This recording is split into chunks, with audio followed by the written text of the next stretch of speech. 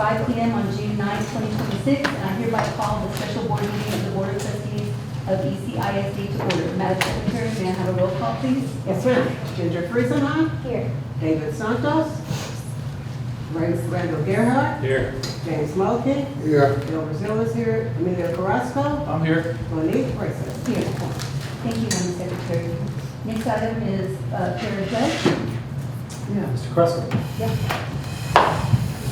Gracious Heavenly Father, we come before you asking you, Father, for wisdom, grace, and mercy. Lord, I thank you for this community that we get to serve. I pray that you would help us rightly divide everything that's set before us. Lord, be with the presenters. And I pray that you give our community protection, put a hedge about us. We love you. We thank you in Jesus' name. Amen. Amen. Pledge allegiance to the flag of the United States of America and to the republic for which it stands, one nation, under God, indivisible, with liberty and justice for all. On the Texas flag, I pledge allegiance to thee, Texas, one state, under God, one and indivisible. All right, thank you. I'm sure we don't have any public comments, so we're going to go into section 5, the work session, item 5.1, discussion of long-range facilities planning and education specifications. Yeah, trustees, in your miscellaneous packet, we have a packet. First slide in your packet looks like the one on the screen. I want to introduce you, or they'll introduce themselves here momentarily, to some of the team from Huckabee Architects. And what we're bringing you tonight is an overview of a scope of work that we want to recommend the board to consider. And this is around 3 major scopes of work, one of which is community engagement, facilities planning, needs assessment, bond planning, VADR planning, communication. You're familiar with that scope of work. We've done it several times. But in addition to that, they have the ability to produce ed specs. Ed specifications are basically, in a district like ours, it's growing really rapidly and in a constant cycle of new construction. It's a really good exercise to get all of the educators and all of the key stakeholders around the table and decide what are the specifications of all of the spaces that are designed in our facilities, so that we can have that in writing, and as we build new schools and new facilities in the future, we start the conversation with our design professionals with these educational specifications. And that way we know that they reflect our needs, but they're also aligned to the specifications and requirements from the Texas Education Agency. In addition to that, they have the ability to assess the condition of all of our facilities in the district and do a facility comprehensive needs assessment, look at our demographic data, and taken together, help the board produce a long-range facilities master plan. These are all things that we've had line of sight into and we've been wanting to do. We've been looking at working with several different entities and realized that Huckabee is a one-stop shop design firm that can do all of these things. And so our team has been working with them for several months and most recently kind of sat down and talked the nuts and bolts of that particular scope of work that I just kind of gave you an overview of. And they're here today to kind of give you a little more formal overview. And we'll be happy to answer any questions that you have, and our intention is to bring this to you next week for consideration. So I'll turn it over to the team. Okay, thank you. You did a great job explaining what all that stuff is, ed specs and tech specs. My name's Casey Annunzio. I'm the senior principal in our San Antonio office for Huckabee. And tonight I have with me Darren Curbo and Dr. Gerald Hudson, and leadership in the firm, and have been along the way with me and the rest of my team in these discussions. So it's a fairly thick packet you have, but I promise you I'm going to zip through most of it since you explained it so well. But I do want to make sure that you all know this is not a big formal presentation. If you have questions, just pop your hand up or just shout out and I'll stop and answer any questions you have, or you can hold them to the end. But we're really excited to be here. Thank you so much for taking the time to let us talk with you a little bit about these important services. So we were here recently with our bond communications expert, that's Leslie Weaver. Just introduced Darren and Dr. Hudson. We all have a designer, Mike Hall, that we brought with us at the time, and Lane Ledbetter, our planner, who could not be here this evening, but makes sense best. So Huckabee, a little bit about Huckabee. We've been serving public education K-12 for over 59 years now, hard to believe. We started off as a company that believed in excellence in documentation. Chris Huckabee's dad started the company and went over to the architectural side, and that is how we got our start, always building K-12 schools and serving communities around Texas. We've done $7 billion in public schools projects at this point, 13+ billion in district bonds that we have passed. So a little bit about our community engagement. I'll zip through this. We presented a timeline on the Vader and how we could come alongside the district and help with their strategy and their planning and their messaging to the community to ensure success on that Vader bond. You'll have this in your packet, and if you have any questions about how this process works, please feel free to ask. But I'm going to skip, since the agenda goes straight to ed specs and tech specs, I'll skip straight to that. We have passed Vader bonds recently in districts you know well that are fairly close to East Central. And we have a good record, an excellent record of actually flipping the vote and really making an impact on how bonds get passed and being successful. And you can take your time and go through your packet on that and stats, and if you have any questions, we can answer that. Thank you.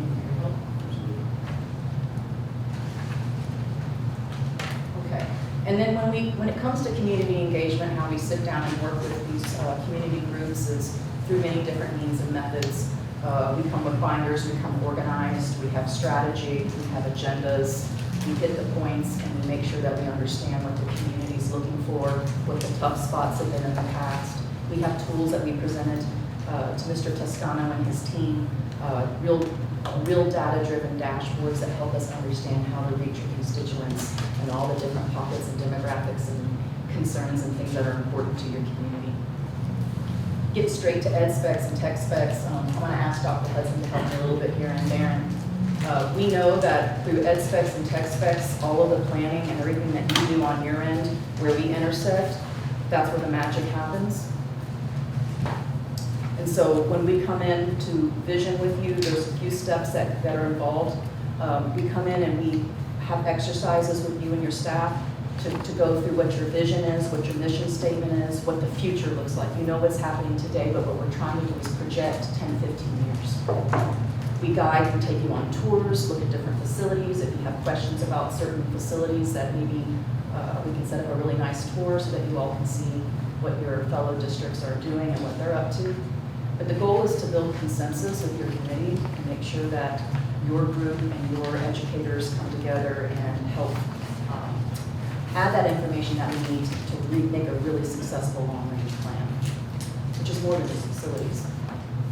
So we kind of went over the visioning. We use different methods to kind of pull out of people what that vision is and get consensus. We show pictures. We have virtual tours, and we use dots and a certain software that brings it all together so we can record those things so that they are defendable and actionable. Dr. Hudson, what can you add about your experience? Just really my experience. I was in Cedar Hill as superintendent, and we used Huckabee, and it was a great experience for me, especially we failed. And they stayed with us, and we went back to the drawing board. Eventually, we ended up passing not only a Vader, but also a bond. And so it's been really instrumental. I give credit to the group because it was a lot of soul searching, but again, they had the opportunity, in my opinion, to drop me because we were not successful. But I think it's what happened after we didn't win was the most important part for me, that we were able to sit down and really come up with a plan.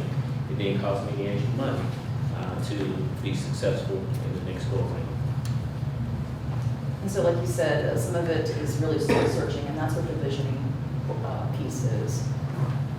And as you know, and as Mr. Toscano explained, it's TEA compliant. So, you know, we all know that it seems like every other year they're introducing something new that you all need to comply with. And this is one of those things where you have to have a long-range plan, running your bonds or just after your bond.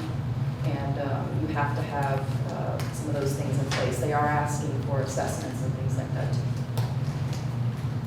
So with ed specs, like we said, we go into visioning, we sit down and look at adjacencies, we look at the schools you have now, we ask you what's working and what's not working. come up with simple diagrams, try to figure out going forward, how do we create a generalized but fairly straightforward set of instructions or a go-by for every single consultant or architect or contractor that you bring into the East Central family to help you build your project, so that they have this book that everybody, this little booklet that everybody can read and understand, and so you're following the same path in every building. It's actually really good for speeding things along and keeping things on target and on track. We create a deliverable, as I said, and that is yours to turn in, hold, give to your other professionals as you bring them in, or obviously to us as we know them well. The deliverables, so you'll see here, this pointer will work on that. That's there. Okay. So this deliverable here kind of goes over some of the spec sheets that we'll do per classroom or per type of classroom. We'll really show and dive into what kind of IT and technology is needed for that room. What would be the seating arrangement? Where would the head wall be for teaching? We would really dive into some of those things to make sure that the physical, built educational environment is what East Central would like it to be. So that set of data sheets will come in a little booklet, so that when people start a project and build a program, and you'll be able to look and see, this is what we like.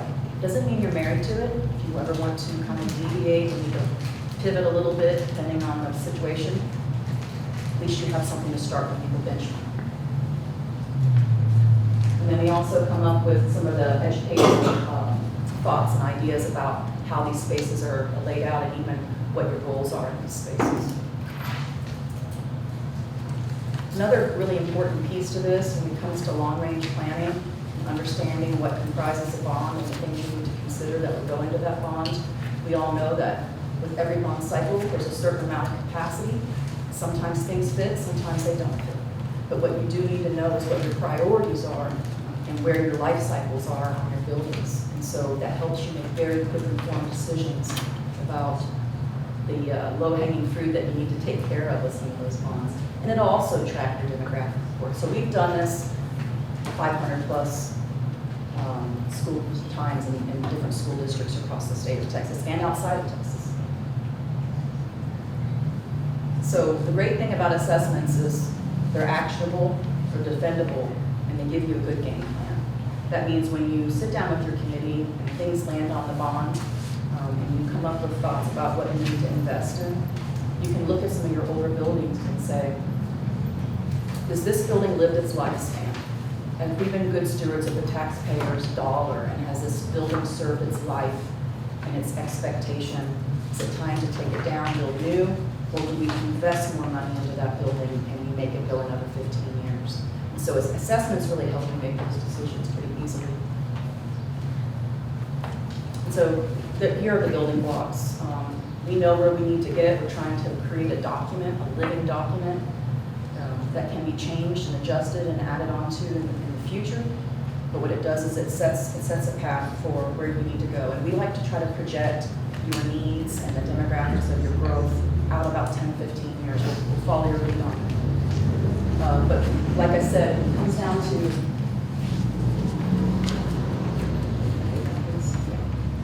to understanding your vision, understanding your mission, going through your programs, your facility standards, doing a full assessment. We'll bring out engineers, take a look at your equipment, we'll look at the roofs, we'll look at the condition of your foundation, we'll even look at your ADA situation. The hard stuff about bonds is a lot of times people don't build into the budget of certain projects in the bond, that when you touch a building, you have to bring the entire thing up to ADA compliance. And sometimes that isn't a determining factor of building new versus renovating, because it can get really pricey. But we'll get a good handle on where you have issues, and we can put together, we'll work with you and put together a plan to address those ADA issues. And then we'll introduce a long-range plan. This is compilation of everything that we come up with, everything that we research and work with you to build this database of information, and you can turn that into TVA as well. And then that, as I said, leads into the pre-bond planning piece with the community committee. You have defendable data that helps them understand what the priorities are and helps you streamline those conversations for a better, quicker consensus on what your bond projects are. And that gets you to all your district goals. So again, just going over the steps, phase 1, phase 2. We don't have to do things necessarily in this order, but this is how we suggest that they're accomplished. And so we use software when we come out and do assessments, so we don't just send you a binder that says there's a dent in this wall or a scratch on this wall. We send you data that you can actually use in terms of costs and life cycle that's remaining on your equipment and on your roof. We use the experts that we bring in to help us come to those conclusions, and you'll see them very clearly printed out, like so. So that really takes you into the very high level view of long range planning and all the different pieces that go into it and why it's so beneficial for school districts. And there's my cell phone number. Anybody wants to call me or ask me a question, I suggest you go through Stevie and Mr. Toscano, but just so you know, I'm very reachable, and if anyone has any questions, we're happy to answer them. Thank you. Thank you. Any questions? I don't want to go first because I have to go. I'll go first. Okay, sure. Good, all right. So, help me understand this is all inclusive? Yes. Everything that you went over, so if you, I'm assuming that if they get the bid for the high school? So this Or this explain that isn't more. for facility design. This is for just those pieces of work. Okay. So for context, we've hired groups to come in and help us do the bond facility planning, communication strategy, et cetera. That scope of work typically costs around the amount of this scope of work, which also includes ed specifications, long-range master planning, that was detailed out today. So we feel like it's a really good value. And the most pressing need that we have short-term is to begin to engage the community around conversations related to a possible November Vader election and future bond elections. But that work has to happen with the community, as you're all familiar, and we need that.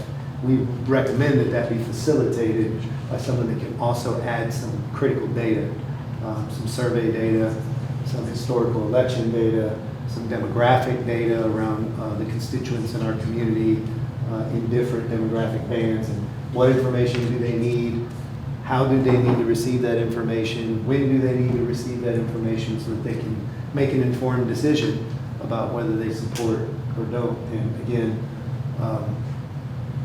Huckabee offers that as part of their services, but they offer so much more. They're also an architect firm, but this scope of work doesn't include design of any facilities at this time. Correct, and you know, we'd love to be considered for those projects in the future, but I will say I love this type of work because it helps us get into districts like yours and get to know you inside and out, get to know what your needs are, how you operate, what's important to you, what keeps you up at night, how your facilities are running right now, and that just makes us a better servant to y'all as architects when if you do hire us to do buildings for you in the future. So we really like this type of work.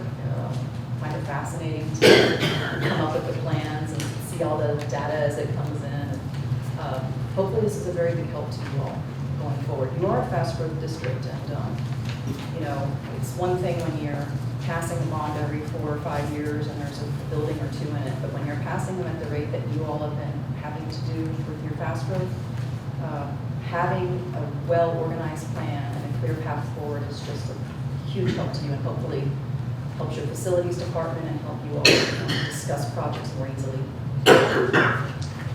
Yeah, a couple of other points. With the amount of work, construction that is on the horizon, it's also a good approach for the district to consider diversifying the portfolio in terms of design professionals that we utilize. We currently utilize one group, LPA. This particular scope of work is not scope of work that they do. So it complements their services, and they're fully aware of the needs that we have as a school system now and in the future in terms of design and other services like this. Additionally, design services like all of these are also appropriate to be funded through current bond dollars and bond savings. And so this would not be local dollar expenditure. This would be a continuation of bond dollar expenditures that we're currently utilizing to continue delivering on our construction programs. I have a question. Jenny, did you? Go ahead. Want to go? Oh, wait. Okay, and I can appreciate the multidisciplinary approach and all of these things very reasonable. I'm focused a little bit here on the timeline for later, because, we've had these conversations, and as I look at this, I'm looking at the timeline May through June, and we're like 3 weeks away from doing June. Would, in order for this formula to work, to be successful, would we have to do some adjustments, and we can still do this since we haven't started yet? Yeah, so let me comment on that. So the timeline that the board is working with regard to a Vader is August. So around mid-August, the board has to decide if you want to call for a November Vader election. So between now and then, the work is to dive into the data, to work with the community, to determine if it's appropriate timing to make that decision for the board, then to call for that election. So we have about a month and a half, close to probably solid 2 months to do that work with the community. And if the board decides in August to call for that Vader election in November, then we have September, October, and into the early part of November before the election to get the messaging out. So it currently is about a 4-month runway. Okay. About 2 months to inform the board if it's a good decision. Yeah. And then about 2 months to inform the community after the board makes, if you guys make a decision to call for that election. Yes. It's speaking from experience, there's plenty of time. And then the way that I Because you see wanna- the board, for the bond, it kind of overlap, I'm just looking at the timeline, the way it's presented, so you kind of overlap a little bit, but you're still. So, yeah, so part of what we're up against that we have to strategize around is, and this is the conversation we've had before, do you do a Vader and a bond at the same time? Because the reality of it is our demographic data, our enrollment data is suggesting that we might need a bond at the same time as a Vader, but strategically, it hasn't done well when you do both. So the board between now and your decision in August is going to be, do we just call for a Vader? Do we call for a Vader and a bond? Do we push bond from November to May, try to get the Vader in front of the voters first?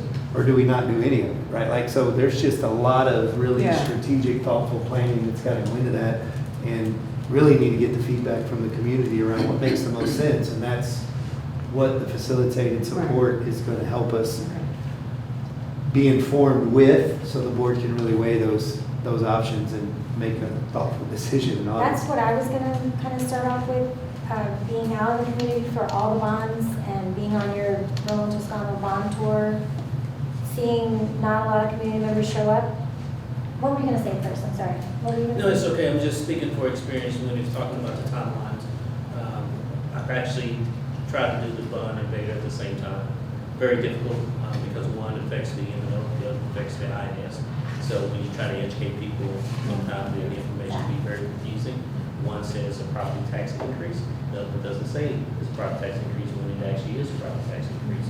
So it's very confusing, but the timelines work out perfectly, and so we're able to separate it and give us an opportunity, especially right now, you're going through your budget cycle. And it's great to go ahead and set your budget before you start talking about that, because that's the biggest part of it. So as far as the timelines, they work perfectly. And again, the team has the communication tools to be able to get the information out prior to any election, so that the election can be successful. And your past experience has probably been with bonds that include buildings and putting together what buildings and needs are in that. That's a whole different multi-step, multi-decision-making ordeal. And with the Vader, it's pretty simple on the part before the call. So I do think the runway is adequate. We need to get started, and we're ready to get started ASAP. So you guys get started and you reach out to the community first to get the temperature, and then you give us feedback, and We've if you talked come back about and say, your community doesn't want this for you. They don't Right, That's so we've it, talked so about I'm great. survey services, so we talked about third-party survey services, which we are planning on doing. Again, we have to vote, we have to activate fairly quickly, and we come up with a list of questions, and they will target through our dashboard, which we don't have the opportunity to show you tonight. It's pretty powerful stuff, and it helps us identify your voting demographic, where your voters are, what demographic group they're in, and we can tailor messages, and we can also put out a survey that asks them those very questions, so that we can, it's not necessarily, I guess, in our mind to say whether or not you go for a Vader, it's to identify where the issues are, so that when the messaging happens, we can hit the right folks and say the right things that help them understand. We know what we need, Exactly. and we know we need it, but it's hard to communicate that to our community and get them to understand that we're not just asking for tax increase, but I'm a property owner too. I don't like when the green envelope comes in higher amount. It's not fun, but we know we need it. It's just hard for us to communicate that.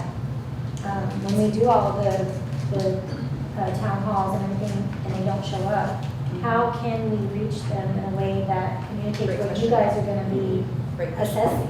Because Yes. we know we need it. We do that through many different ways, not just through town halls. We do that through targeted social media, targeted mailing. We do town halls. We can do town halls with everyone. We can hit certain pockets of the community where they're at, where they like to gather. So we come up with an action plan. We'll work with Mr. Toscano and his team to come up with that. But our dashboard will show you exactly who voted last. It doesn't show you how they voted. That's private, right? But we know who voted, where they voted, their age group, their gender, what, lots of different demographic information about them that helps us target those messages. And I did drop a slide for sake of time, and I wish I did it now, but it shows how the same message that says the same thing can be slightly tailored differently to your different groups, and how effective that is. Right? So, Because the questioning, I liked. yeah, so we've done a similar process multiple times. What our team saw in their presentation, and the lead for this work isn't here today, but we really dove into the tools.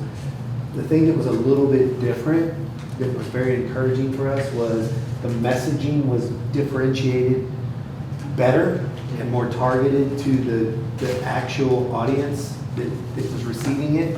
So based on their age distribution, based on their voter history, based on the message, it's delivered to them in a way that communicates with that very specific audience, to the tune of, even if there's letters that go out for me, there may be 6 different variations of the same letter written in slightly different ways, intended for Targeting that. different audiences. So Yeah.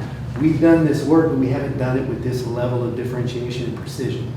And they have some tools to identify where those opportunities are and to track the execution of that. So we intended to do this, but we didn't have those tools to actually execute. I mean, more tools in our toolbox It's great. helps us. And I can give an example of that. Of course, with the House bill, that we had to have a police officer at every campus. We didn't have it at elementary campus. So we surveyed our families about having more police officers. And what happened was that it did not resonate with our African American families, but it did resonate with our elementary families. But what we learned was we had to go back and reassess what we were asking. So we changed it and said, police officers at our elementary campuses. So that became the messaging. Everyone wants police officers at the elementary campus. The African American family were thinking more at the high school. Do we need more policing at the high school? Those secondary levels, which we already had on, the answer is no, we need them at the elementary campus. And once we did that, that became part of our marketing with the police officer with elementary kids. Just adding that. Just adding that one piece about now it became a win-win for everyone. Right? So Like, why wouldn't you? Okay, well. why wouldn't you? Yeah. Because at the elementary level, the kids love the police officers. And so I would say the majority of your community loves your kids. You want the best for your kids. But the same message, what does that mean to every group? Something slightly different. And it's not like you're telling a different story. What you're doing is everybody, when they vote for a bond, they're like, what's in it for me? What do I think is in it for me or my grandkid or whatever? And you can take that same bond and that same general truth and you can tailor it to what really he keeps them up at night and the things that they're concerned about. And when you can't always be perfect, you know that, but what you can do is reach the people where they're at. And that's what our software helps us do for the benefit of our clients. And I think our pass rate, I pulled the slide out, we've got 100% pass rate. I think that's a big stat. I almost hate to say that, but we do. We have a 100% pass rate in the last 2 to 3, I think it's 2 years. There are several recent elections, she briefly glossed through the slide, where the same project, program, or debater or bond fails miserably, and the next election cycle passes with flying colors, and it was just a different approach in the communication. They didn't have this group and these tools in the first election, they did in the second, right? And we've experienced some of that ourselves, which is why we know that this tool set is effective. It's just that we feel like the value we're getting with all of the scope of work that's included here for essentially the same cost of just the bond planning communication service and the history of this company and its scale and diversity across the state just really puts us in a really good position to move into this next phase of elections with partners and tools that give us the best opportunity to be successful. Yeah, I'm looking So, at. Mr. Castano, so if the board wants to put a Vader bond in office, they take over and campaign for this Vader or this What they'll bond? do first is Okay. help us get the community's feedback to determine if the board, which path the board should take based on their recommendation. And then Okay. if the board elects to do so, they will work alongside the district to project map out to the election and reverse engineer the messaging and all of the different ways that messaging is going to look in the ways that we've been describing, to whom, when, and how. They'll also work with our community groups. If there are any community groups working to message this information as well, they'll work with them as well to ensure that the message is clear, it's consistent, it's saturated, that everybody in the community gets that information when they need it, how they need it, so that everybody's informed. So that hopefully folks show up at the ballot with good information, not misinformation or partial information or no information, right?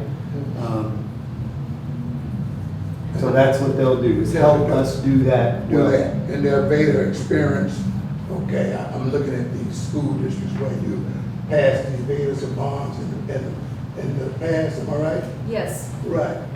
And he mentioned tools. What specific tools do you do to engage with the community and see what they want to help you guys be able to? Sure. So the Yeah, so what survey, tools, yeah. I get you. And let me add to something. When we produce the messaging and the materials, we work with the district. I'm glad you mentioned that, Mr. Toscano.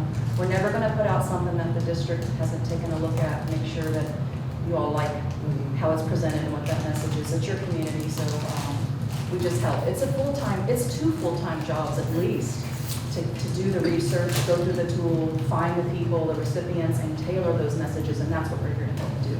You all have done great in the past with understanding your community and doing your best to reach everybody, but sometimes it takes a little extra. To your question, we can work with a community group, we can do the survey, we can bring in a community group, we can talk to them about messaging and the things and points that they have, try to get some consensus through that. And then we go straight to the tools that we have. And that is social media, that's ads, that's Mr. Toscano, but doing some talks and going some places and selling the very important idea that y'all need to invest in your teachers. Competition's stiff, and there's a lot of need, and it does bring excellence to the district and the academics. And there are a lot of great things to be said about the Vader. And when you meet with the community and get the feedback, what percentage of that feedback do you use? Well, we don't throw any of it out. We have to look at all of it. So in every bond that I've been part of, you have a small group of naysayers. We call them naysayers. Right. And those are the people that just are worried about their taxes or that don't understand or just have an issue with the school district, whatever it may be. And so we identify what the main complaint is of those naysayers, and that's where we focus. We know we're not gonna win them all, but if we can win a couple, and we even like to put them on our committees sometimes. Okay. Because if we can turn their minds, we can turn them around in the committee and they hear all the great information and they're kind of stuck listening to this stuff. Hopefully naysayers talk to other naysayers and they help kind of correct that a little bit.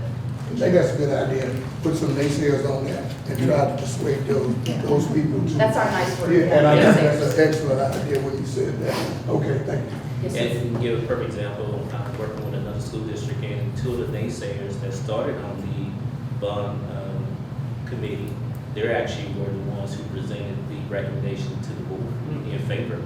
So they went from being Yeah. against everything Yeah. to let's get everything for our kids, because once they got the information, now it's game, how can we help our district? Yeah, and they felt included. They felt empowered. Right. Right. So when They you were- do that to help people feel that they have a say, then I think this is how you get Absolutely. on board. Absolutely. But if they don't have any say, then, Yeah, you you're right. kick them to the curb. Yeah. mhm. It's funny that Thank you wrote down the word naysayers, because I just wrote that down on my Yeah. notes. It's the nicest word we have. Yeah. But a lot of times people, they think that they're right and they have concerns and, you know, we don't want to discount their concerns, but we can't turn every single person's mind. But the goal is if we can just turn one or two, they talk and some of the ones that don't turn, I've noticed in a couple districts, there's been a couple where we haven't been able to change their mind because they just kind of come in saying, I'm just against this. They do pipe down a little bit, you know, so. So when I wrote that down, I have a whole page full of stuff, and I won't go over that, but I've always just felt like a couple of things have always stuck with me. One being that the community just does not understand what a Vader does. Right. And because on a ballot and other information throughout the community, it's tied to a tax increase, they automatically think about, well, no, I'm not gonna pay any more money, you know, and then a Vader's a bad thing. But I don't think they really understand, you know, and this time I felt like we got a lot of feedback. People were shocked at what the not passing of the Vader did. Right. And so, and I also feel like some of the material that we send out is, for some people, is very wordy. Too much. It's just, you lose them. I mean, it's just so wordy that they're not gonna look into it. All they want is our money. Yeah. And it's a tax increase. How do you combat that thought process? We keep our messaging very simple. So what we've come to learn is we're living in the digital age where everybody gets a 3-second snip or a video that only keeps your attention for 5-6 seconds. And so, you know, less is more sometimes, but you have to be very succinct. And you have to really present the information short and sweet to the point and often. And so that's what we do, just like social media. I mean, it comes at you, you look at a video for 3 seconds, and you look at another one for 3 seconds, and it's the repetitive nature. So it's the power of 7, right? So how many times someone hears a message is more likely to understand and take that message to heart. So it's repetition, it's keeping it simple, it's being succinct, and hitting them where it matters to them, you know, individually. But again, with the Vader, you're very, very right. I mean, people don't understand sometimes that, hey, there's inflation. Milk costs more, gas costs more, everything costs more, and you gotta pay your teachers more to kind of keep up with that, to be competitive, to get great teachers to teach your kids in an excellent way, right? And some people kind of don't go past their own household sometimes when they're thinking about things, and that's, I think, where we need to try to reach people and say, hey, our teachers are precious to us, and we need to take care of them and make sure that they know what they need and love their job and feel equipped to do their job and get to work and be able to afford the gas in their tank. That was another thing that I wrote down, and I'll be quiet after that, but today's climate. Yeah. Have y'all had to adjust your approach because of the way today's climate is, dollars, gas, food?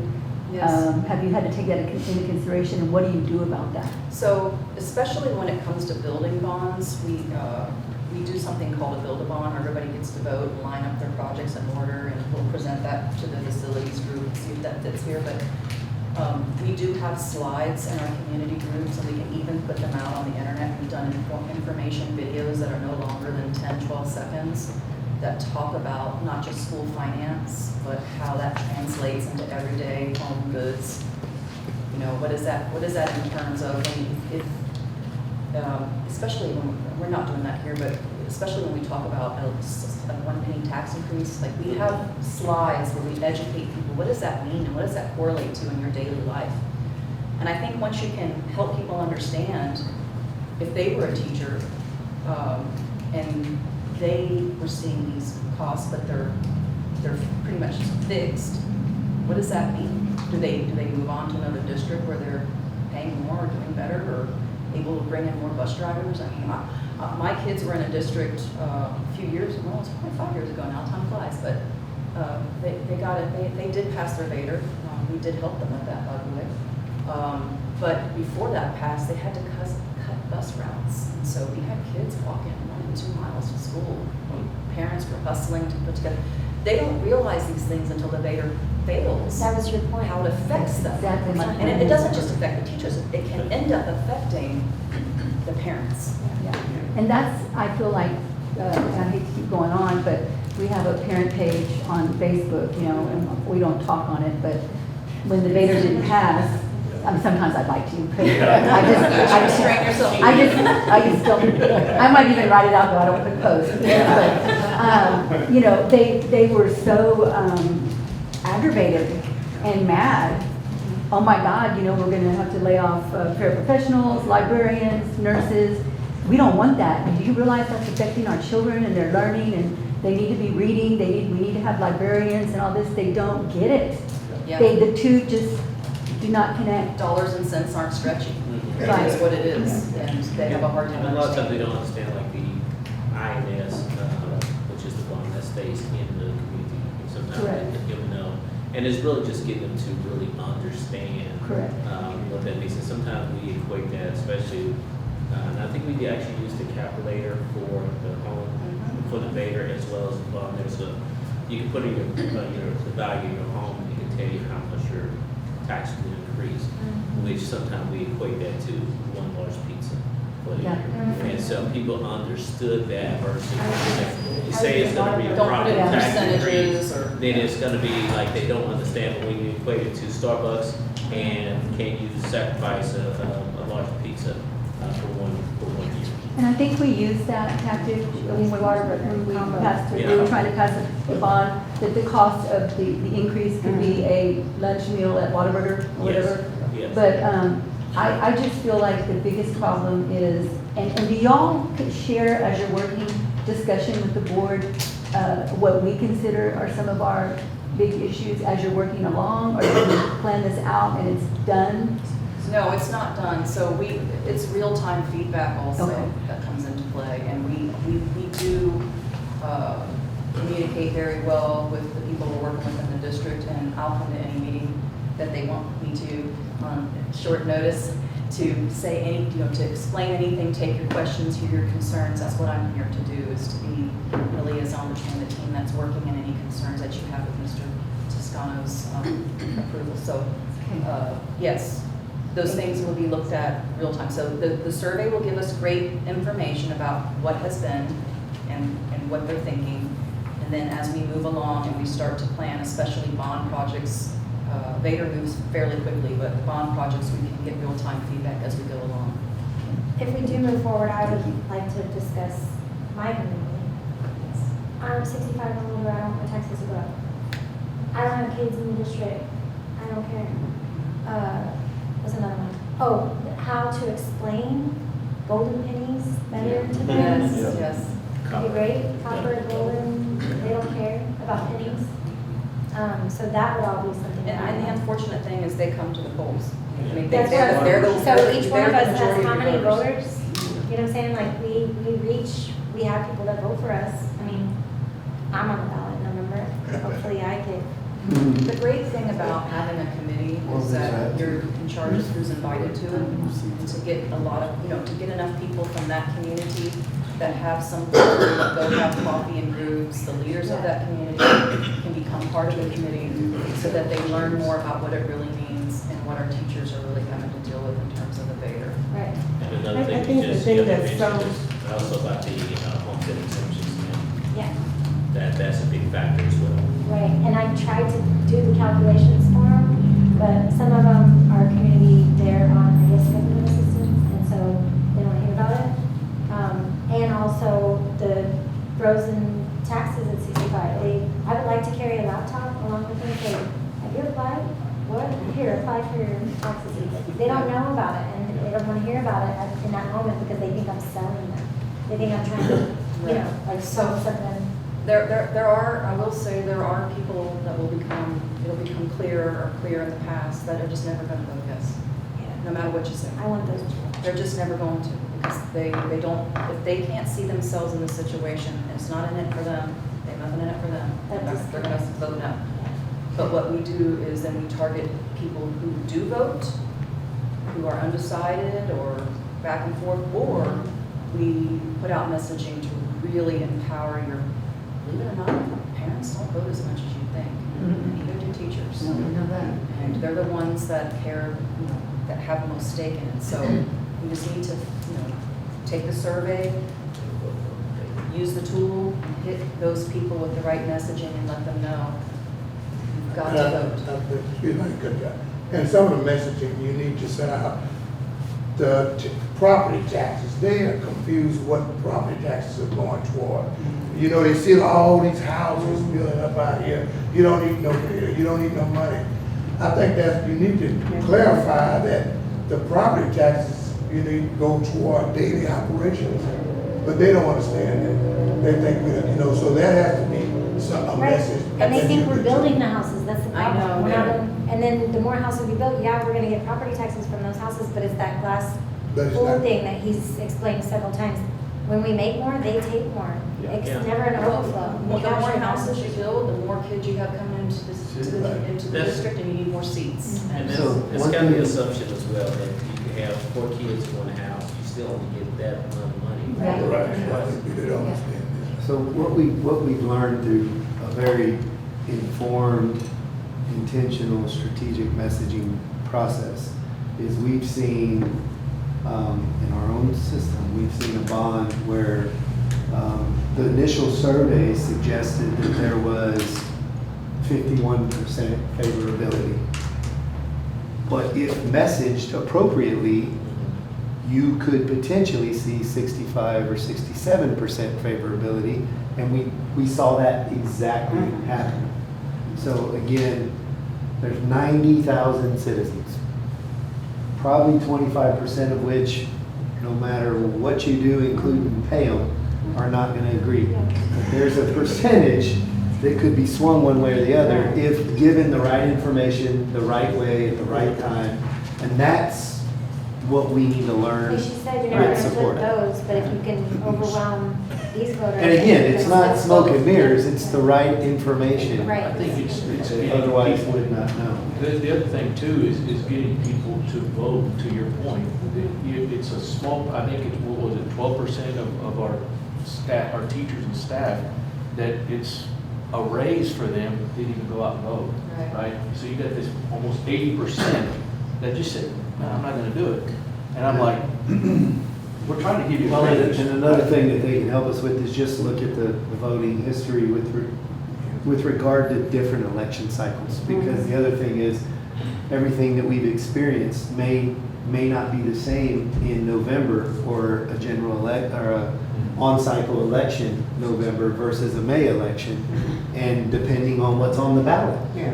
So we've got to know all of those things in Right. advance to know what to predict in terms of voter turnout and where messaging needs to be emphasized. So how do you, what is your approach to get people to go vote? As simple as I can ask you. Lots of different ways, again, through the targeted messaging. I've even seen in one district a campaign where we thought like parents weren't voting because they were working and they couldn't make their way over to the polls. Right. So we'd say, hey, early voting, Saturday, no lines. That kind of thing. I mean, sometimes it's super simple and just remind them, hey, early voting started. Go ahead and knock that out. So we just try to look at all the different groups of people and what their needs are and what impedes them from voting and try to remove those barriers or lots of different ways. It's hard, it's not all coming to me, but I got you. we have No, lots I- of different I- messaging and things in our We toolkit. even, for me, we even, some of the secretaries at the campus, we made them election officers. so we can actually register people to vote.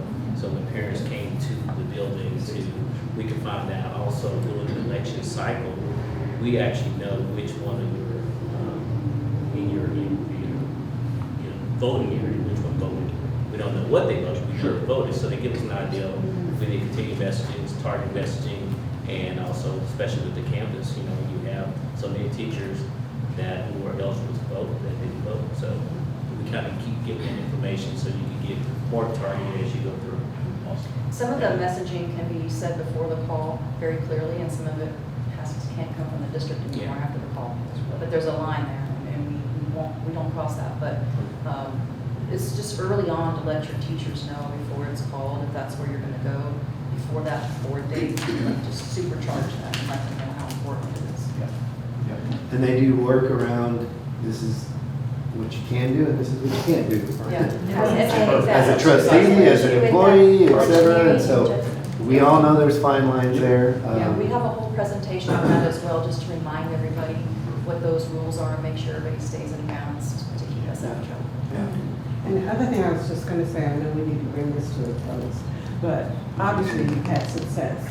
And obviously, you probably had some of the same kinds of situations, types of communities that we have as well. Yes. We have had success in the past. Yes. And that's what's so disconcerting, because we just assume a certain desire for our community to truly understand it, but based on all of the other things that we said, that Ginger enumerated about how people feel in general. I don't have a kid there and all of those things. But what comes out to me is that this is workable, it is doable if we have the right tools, we have all these other things or whatever.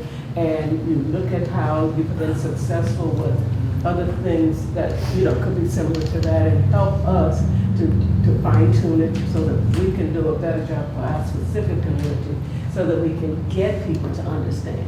It's one thing to teach and to educate and all of that. I've done some education myself. But it's a whole other thing if they receive it and then go act on it. Those are the roadblocks that you have to get the person actually to get inside the moving pool. Yeah, that's the goal. The rule But of it's 7 so many times. variables and things before they do that. And then the other thing I was just going to say, it would be wonderful if all of those naysayers or the haters or whoever you want to call it that come together, that support each other for that, we're the ones that on the other end of that community that say, hey, wait a minute, this is great, And so if it's easy, well, that's not a good word, but if it's contagious for the other side to do that, it should be the same kind of contagion on the other side. So maybe that's something we can look at too, as we've gone out to communities, we've gone and we've shared information and all of that. We believe we know our community. But again, going back to what I said, getting the information to get them to actually. You make a great point. So there is an aspect to this on timing. And so some of the messaging, we intentionally hold back until the polls open, right? It's about getting that idea in the head while it's still in their mind, fresh, actionable. If they drive by, there's no line, I'll stop and vote. So some of it's about timing. There's a lot of different things that come into play. But we've been there, done that. And the survey comes from y'all? The survey comes from you guys? No, So the survey has to be a third party, and so what we're gonna But take not care us, of, is what right, I'm we're saying. gonna. So that kind of, I think that would, right, if it came from, it's not decentralized then. No, Okay, it's I'll be third honest and party. tell you what we're looking Yeah. at, So- why. The survey, they tailor the questions, you all have a say in those questions, obviously. And they tailor them in a way where we get feedback, current feedback. That doesn't do the trick, we have to use that information, but then tailor and work into our plan. So the survey will ask questions, and then it will ask follow-up questions throughout the survey that essentially, if you knew nothing and you were responding to this question, you might say no. But then as you complete the survey, you get educated throughout the survey, does your response If change? this, There's a tree, there's a And then yes, no tree. so it's very scientific, and so based on that data, they'll be able to say, this is the degree to which your community supports this. Right. and here's the differentiated demographics across your community and the degree to which they support this. And this is the degree to which they support it if they have good information. Yeah. And even to the detail of this demographic cares more about safety and security, and this demographic cares more about teacher pay. Right. So you wouldn't focus on safety and security with the people who care more about teacher pay, and you wouldn't That's kind of focus. what you said about So- the elementary. So the polling data helps that, Yeah. helps us know that. I so just like that it doesn't come from East Central because I think No. people are more honest in the Yeah, way it's not that. coming from the district, third party. It's not coming from them either, it's Right, third right. party. That survey, when it comes out of a company, a separate company, they'll be asked. Anybody else? Yeah, well, thank you all so much. Thank you very much. Appreciate all your Of support. course, thank you for all the information. Yes, ma'am. Anytime. Thank you for letting us. Yes, thank you. Thank you. Okay, let's move on to item 5.2, overview of athletic visitors. Yeah, trustees, Mr. Mulkey had requested that the board as a team get a little bit of an overview and update. I mean, we've definitely heard athletes, both in high school, y'all. college, Thanks a lot. across the state of Texas, every year, who have issues when it comes to unknown medical conditions, right, that come up that maybe we're undiagnosed or we were unaware of. From that all the way to heat-related issues and concerns, right? And then also, what is that, how do we inform our families about healthcare, their own healthcare and any supplemental healthcare that we have to offer? And what does all that entail in terms of athletic training? To ensure that we're doing everything we can do to protect our children, to be compliant, but also to be really thoughtful and comprehensive about the way that we execute our athletic training program to make sure that our athletes are protected, that we're informed, and ultimately that they're safe. So there's a slide deck in your miscellaneous packet, and our training teams here, along with our athletic director, they're going to provide an update for the board and answer any questions you have. So, Appreciate it. Thanks a lot. Good afternoon, Madam President, Superintendent Toscano, board members. This afternoon, I have our head trainer, Derek Dixon, and our assistant trainer, Tana Salinas, here to take us through a slide deck and to answer any questions. We also did provide you with some handouts prior to when I walked in, and I'm just going to kind of explain some of those just quickly. And this is all paperwork that the kids and the parents are all handed out at the beginning, different times of the year. I think the one thing we all probably worried about because of the death that happened this year out at Stevens High School with that young man, everybody worries about cardiac arrest, right? And then we also had someone had to go into cardiac arrest on our football field. And luckily, our football coaches and our athletic trainers acted swiftly and promptly and saved his life. So we were very blessed. But to the young man at Stevens, and after everything had happened, even if he would have gone through the EKG and done the August test and everything else that they do, they would not have been able to diagnose that early enough because what they found out his condition was something that you had to be looking for, something very specific. So with all the testing that we can do ahead of time and all the planning, and we can look for things, sometimes there are things that are just going to pop up that you, unless you're looking for it, you're not going to find it, unfortunately, until it happens. I think that we have done a great job, and we have been doing requiring physicals every year. When UIL only requires it every 2 years, so I think we're ahead of the curve there. Now UIL, because of what's kind of happened throughout the state of Texas with the heat and some, it's been probably I think 7 or 8 cases of heart attacks throughout the state. And just this past year, they're moving towards moving that every 2-year requirement to 1 year now. Every year we'll be having to get physicals. Also now, cheer, dance, band are now required when it was just an athletic thing. So everyone's going to be required that's out there participating on a Friday night. Because if you know anything, in August and September, all of those EMTs and those ambulances we're usually working on band members or dance team members more than they are football players because of heat stroke. But Derek and Tana have put a slide deck together that kind of is going to give you all the information that they work through all year long, and if you have any questions afterwards, we'll be happy to answer. Thank you, Suzette. So just to kind of run through some of this UIL mandated forms. That UIL sudden cardiac awareness form, that's that first one you see right on the top. Okay, this is a form that every parent guardian has to sign along with their student athlete, band, dance, cheer, or whatever. Everybody got to sign that form before they can participate in any sports.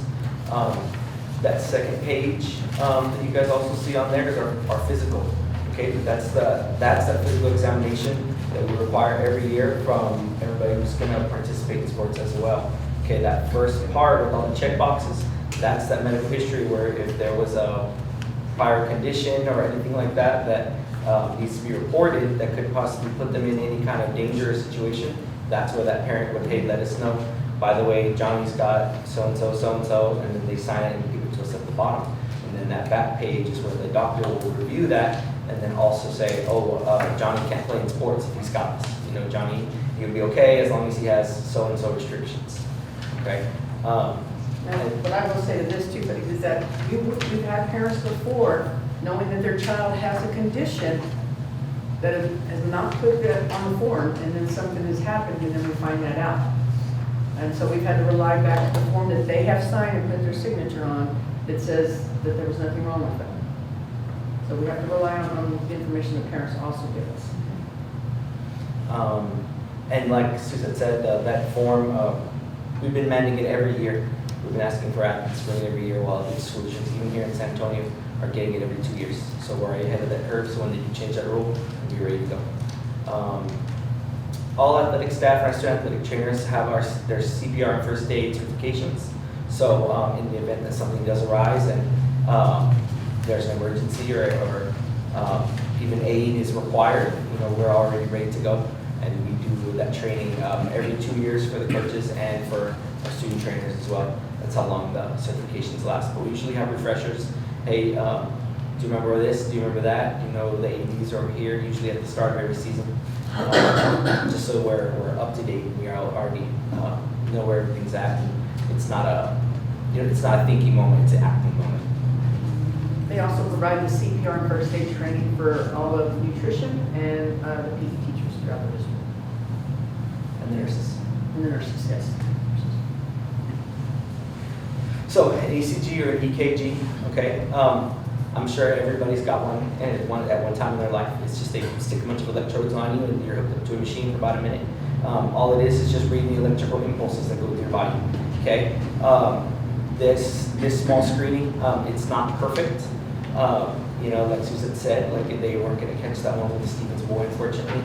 But you know, there's a 10% chance of a false negative, where you think, oh, nothing's going to happen, everything's okay, and then there is something because it just doesn't check for everything. All it does is check for those waves. But it is an optional form, optional testing for the athletes. You know, it's not something that we require. It's not something that if you do want to get one, it holds you out unless you get a negative result from it. Unless on there you see, oh yes, look, there's something wrong. And then at that case, the referring physician would let us know, hey, so-and-so got an EKG, you got a bad test, we're going to hold them out until we get further testing, okay? And that's on the top form, that little box you see there on the right, that's actually on the physical paper on that front page. So that comes through us and it gets seen by the doctor as well. And it's just saying that it's an optional test, but if they do get it, they're required to schedule, follow up, and inform us of the results. So it's all up to the parents. It's just letting us know, hey, we're gonna go get it, is all it is. And if they check it and they never go, that's up to them. It's a prerogative. It's whatever they want to do. It doesn't change anything as far as their eligibility to participate in athletics. August Heart is a San Antonio company that works here. They do give free EKGs to teens out here in the area.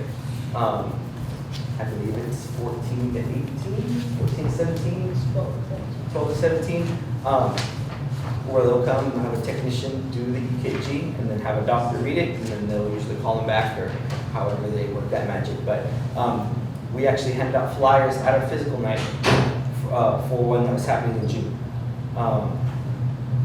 It's just signing up. It's just a QR code. It's super easy, super tech, and show up, get it done, and you're out of there.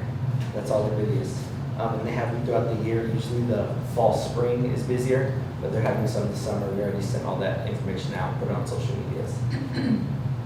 I will say, we did reach out to August Hart back in November or October after we had the incident at the high school, and they were booked for May. But we did try to get them to our physical night so that our kids have the opportunity to do it here and they don't have to go anywhere. Because they were booked, that's why we sent, I think you'll have the flyer in y'all's packet. We sent those dates out with a QR code that takes them directly to the link to register. So they had the chance to do that. Because most parents don't see that and most kids don't see that. We've also sent it out on SportsU. We've posted on social media for our coaches to send that out as well. So parents do have access to that, and if they know it's there, it's just on them if they want to go ahead and spend that. So that part is not required by UIL, that is not a mandate. So I won't go through all those metrics there, but just know that we've been holding our mass physical night here. We bring doctors in. We charge $25, and then the student athlete band cheer, they can go straight to see the doctor after they've done their height and weight and stuff like that. We can do some pre-screening so they don't have to wait so long in line. But basically, we have the doctors there. They wait in line to see the doctors, and then that's their UIL requirement for the physical for the year. We usually get about, what did we say, about 700 a year. So we usually get those, and we usually go through them right away, just to make sure the doctors haven't checked off anything crazy that didn't clear kids to participate in athletics.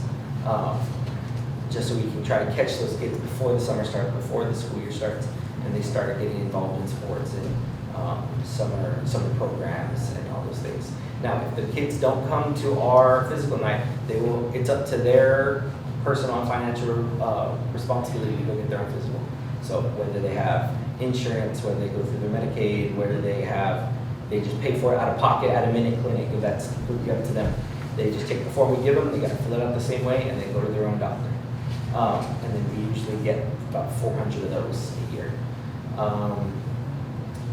The school district buys supplemental insurance for everybody. It's more of a accidental insurance, and it only really covers sports injuries. So if Johnny is walking to class and he slips down the stairs and busts his shin open, we don't pay for those stitches. Now, if he's in the middle of a football game and he breaks his arm, they will cover that as a secondary.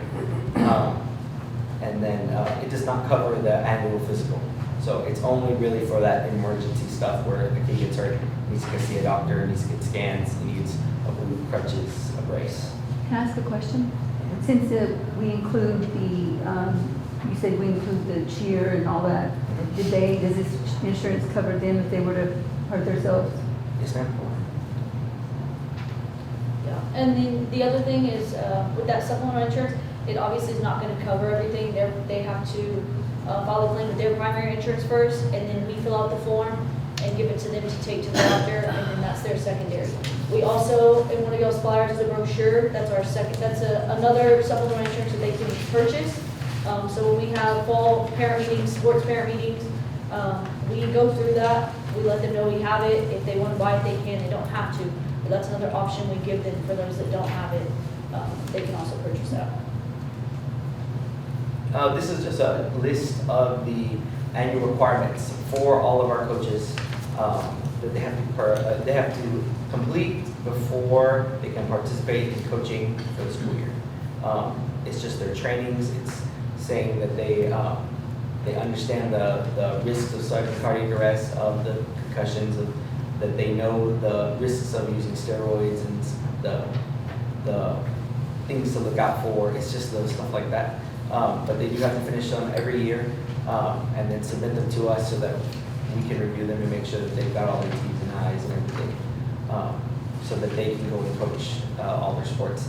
And then there is one that is for sports specific only. They have to go and do for each sport they coach. So for the football coaches, the basketball coaches, if they do two, they have to do one for each. So just to recap, what we do as a school district, we have our supplemental insurance that we provide for everybody. Rank 1 is actually an online service that we have that we use to pass along any medical information. So if Johnny, he rolls his ankle at practice, but some of the coaches weren't there, he's playing another sport, we send that out on Rank 1, hey, he's out until whatever, until the doctor clears him, until he finishes rehab, or whatever have you. And then if they have any conditions like asthma, allergies, or any heart conditions or anything like that, that's where we put it. So when the coaches are creating their rosters after they've already had tryouts and everything, that's where they'll see that. They'll go on there and see, oh, okay, I'm adding this kid to my roster and he's got a little symbol by his name that says that he's got whatever. So that's how we give all that information out. So everybody has it. It's 24/7 access. Anywhere you can get it from the phone. So it's not hard to get that information and make sure it's readily accessible. The AED training, we do go through that every year. Like I said, with our coaches, even if they don't do the actual CPR training, we just say, hey, look, AED's over here, and we just kind of go through the steps. After this picture was taken, actually after the incident that we had at the high school, we actually went and we had another refresher. This was actually the girls' basketball team, and that's Tana right there on the right, talking to them, hey, look, this is the AED, this is kind of what we're going through, and just having another refresher after that incident. And in there, the packet, we actually include a map that we made that we put up in all the locker rooms that have the closest AEDs, and then it's got the list of where all the other ones are on that ECHS campus. We also meet with during football games, for example, we meet with the EMTs and the emergency response team before the game, just so we can make sure we're staying coordinated, and that's something we always try to do. Even last summer, we went to a EMT training kind of, where EMTs and athletic trainers kind of met up and we kind of talked trade secrets and stuff like that, where just to make sure that it can be seamless whenever we do have to call an ambulance and whenever we do have to transport them via ambulance or anything like that. Each venue has an emergency action plan, which in the event of weather, in the event of evacuation, in the event that we do have to call EMS or anything like that, we have it listed. This is our address. This is the number you call. This is the people that need to know. It's just, it's kind of like just like a cheat sheet. So that way it's, you're not looking through your papers, looking through your phone. It's just right here. You have it in front of you. And it just makes it more seamless, easier in the event of an emergency.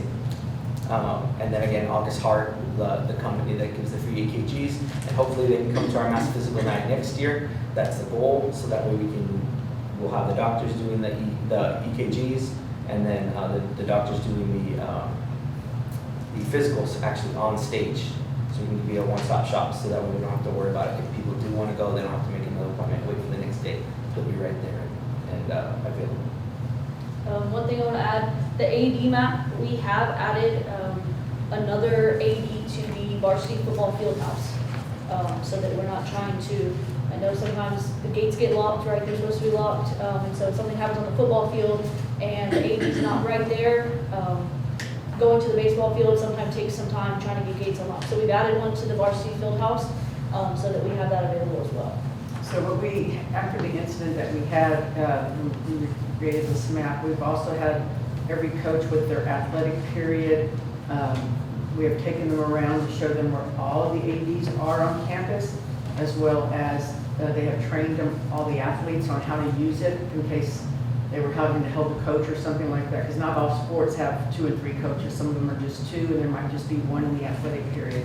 And if they were at a training or a conference or something, and so every kid knows where all the AEDs are. They went around campus, they're trained on how to use them, and so if a coach says, go get an AED, they know that if I'm on the football field, there's one in the baseball press box, there's one in the football locker room. If that gate's locked, I know I need to go to baseball.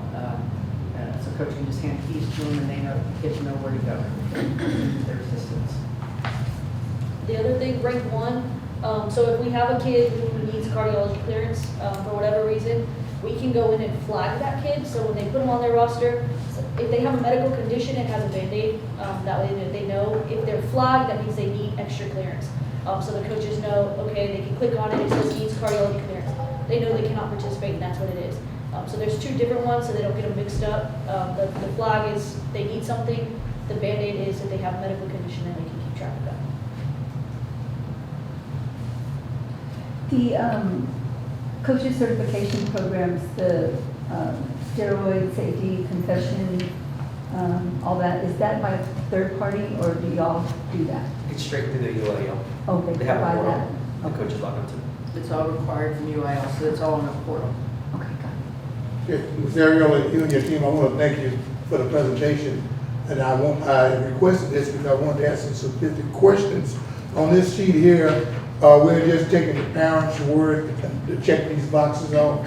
Okay, that's what I'm saying. And on the backside, this is what the doctor signs off on. Yes, sir. That's what the doctor signs off on. Okay, that's fine. I know we're doing all we can to make sure our kids are safe and get the best physical. But physicals, the word physical can be misleading.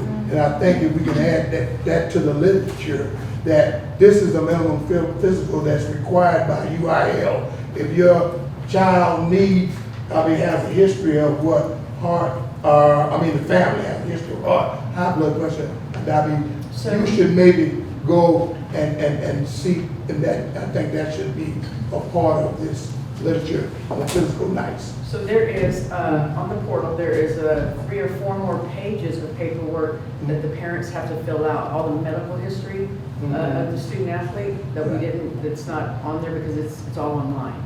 So the parents have to go online and fill out all the rest of the medical history of their athlete. Yeah. That goes along with the physical. Okay. So there's that's what I'm more saying. information that At the least, parents yeah. have. But I think you have the same problem that I have, and I already said, that I spoke with her about it.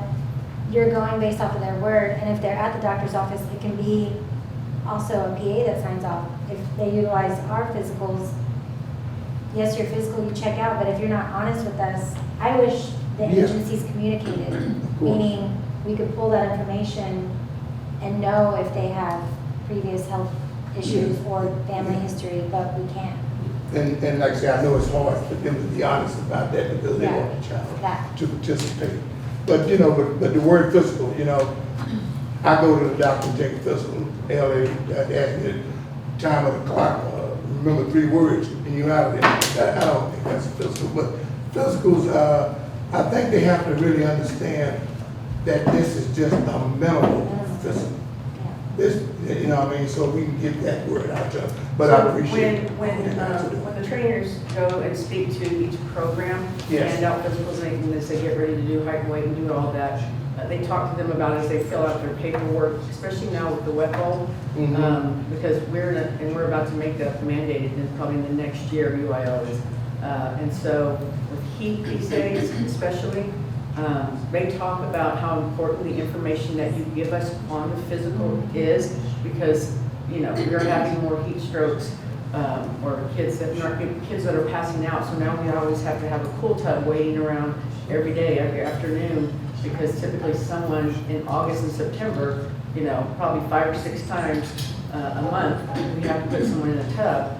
And so we have to know, and that's why it's so important for us to have that information on your physical or on your medical history, because we have to put you in a tub or something. We need to know everything we need to know about you if something goes wrong, if you end up with a heat stroke or. So you have parent information, Yeah. team specific. So this is the first gate. But there's an opportunity when your coaches meet with their parents to talk about all things, to include athletic training and all the things, to really emphasize that is a bare minimum barrier to entry. And that if you have, as you said, pre-existing conditions, we need to know that. If you didn't indicate that on the forms, please do. And we know how bad you want your kid to participate.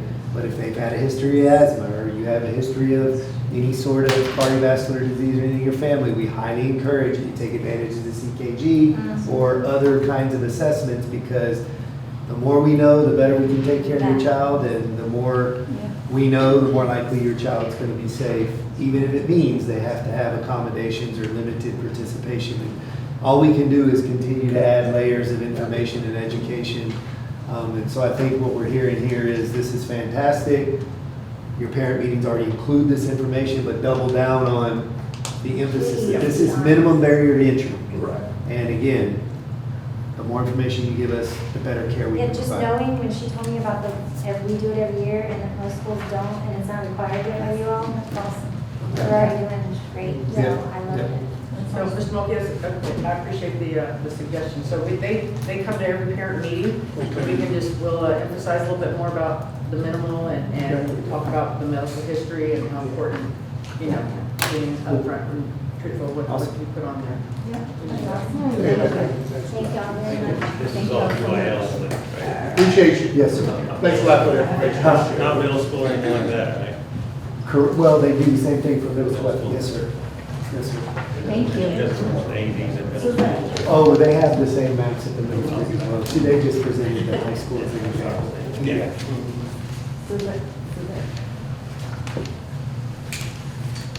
Could I have a copy of the physical, thing that, yes, I gave you. Is it- I gave you one. Send it with- So here, I'll give you another one. Okay, and then your other handouts.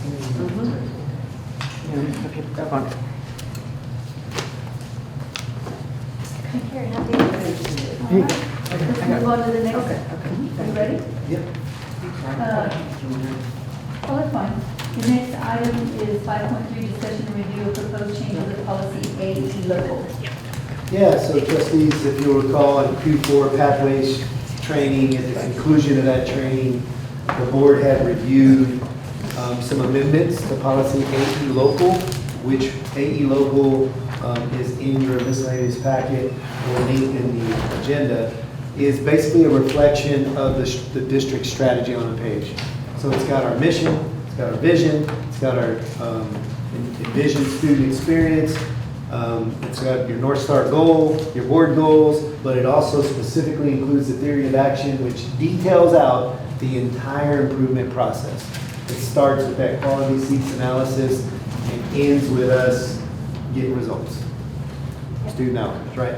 So we learned in Pathways that when the board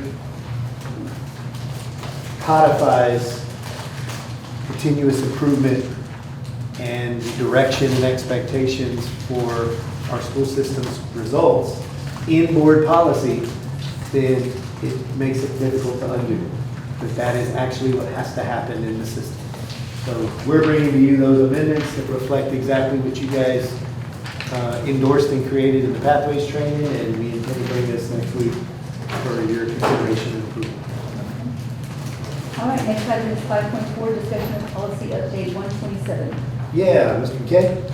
Yes, so if you look in your board packet, you'll see there's a local policy comparison packet. We didn't want to give you all of the legal. I will tell you the lion's share of the entire policy update is legal, which we have no say over. It's all based off the statutory requirements. The only ones we provided you are local. Many of those, if you look at them, are really addressing back to the District of Innovation, or there's some redundancy with regards to updates to new policy, and it's repeating itself.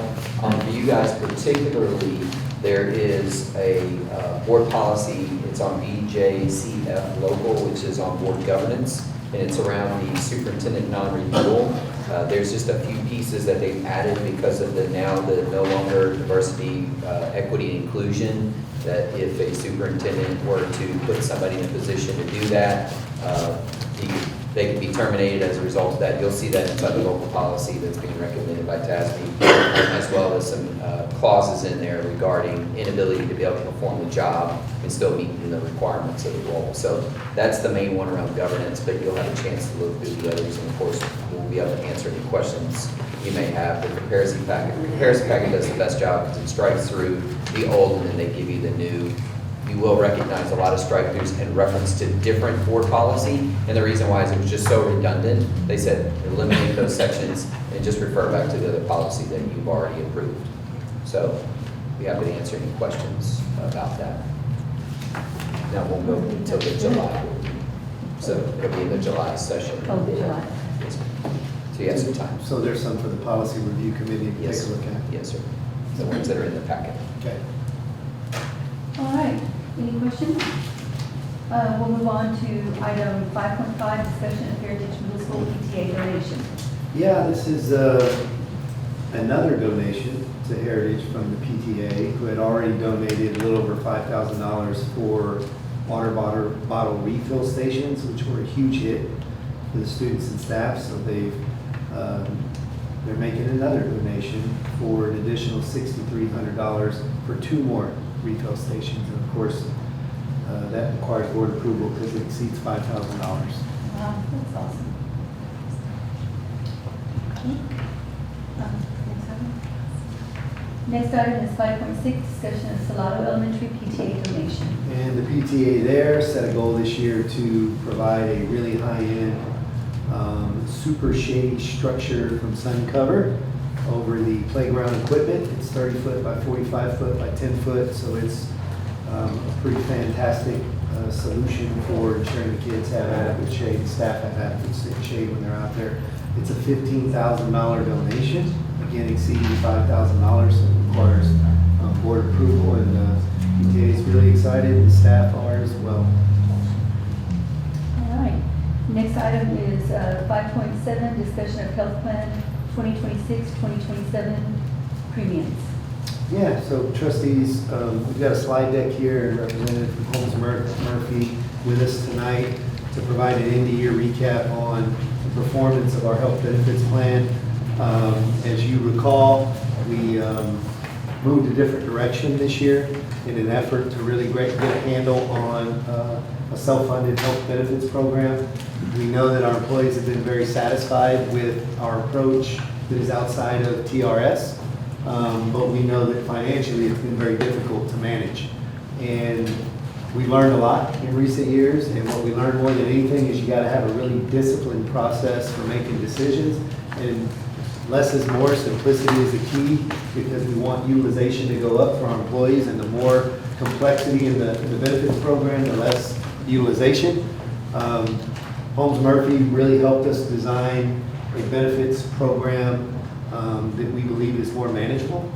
You'll hear that tonight. And Jim's going to go through some nuts and bolts and details, but not to steal any thunder, but I want to make sure that you take away some really important points. First and foremost, we had to move out of fund balance nearly $3 million last year to bail our health benefits program out. We're not doing that this year. So already the performance is better by almost $3 million in that sense. We also transitioned from a previous partnership and benefit structure with partners to a new one. So there's what's called runout, meaning there's claims still lingering from the previous that were a little less predictable. That runout it exceeded what we modeled, and so we're not happy with that, but it's the reality of transitioning from the old, if you will, to the new. Holmes Murphy also did a great job negotiating some transition benefits, which allowed us to have some revenue to start with that really bridged some gaps. All in all, our program, our pharmacy and medical claims are trending really well when compared to the market. They're performing excellent, which is why we want to continue with what we're doing, because it's performing better than the market. When that run out is gone, we know that we'll be able to model and predict better what our claims are going to look like, therefore informing our premiums for next year. And at the end of the day, we've got a really great benefits program. It's performing really well. Our employees are satisfied. We're going to spend our time educating next year so we increase utilization, so we have a better and more well workforce. And we project that going forward, we're going to be in better control of the ultimate performance. And so, in a nutshell, I want you to remember that we're happy, we're pleased, we got a handle on it. There's some transition impact, right? It's we're not happy with, but it's what happens. And there is going to be a premium increase for our employees, but it's less than the market trend. Okay, and there'll be an increase investment on the district side to mitigate that a little, but we feel like what you'll see today is something that is going to be very palatable for our employees, knowing that salary increases are going to be difficult to come by, so premium increases hurt that much more, right? So Jim, I know I said a lot. That's good. But I want to make sure that they remember the key takeaways. You'll repeat them, but you're also going to go into a little more nuts and bolts, and I don't want them to get lost in that as you crescendo to these most important bottom lines. Yeah, thank you so much, Mr. Toscano. Thank you for that introduction. I feel like I don't have much to say. You covered it all, and you did a great job. So I just want to applaud Mr. Toscano and the leadership team. They invest a lot of time in our team, and I think they manage it very from a growth standpoint, and I just want to applaud you guys for that. You get what you give when you're into the details, and they're into the details, and we really do appreciate that. I understand you guys wanted me to start like on page 8. Oh, did I do something wrong? There we go. One more.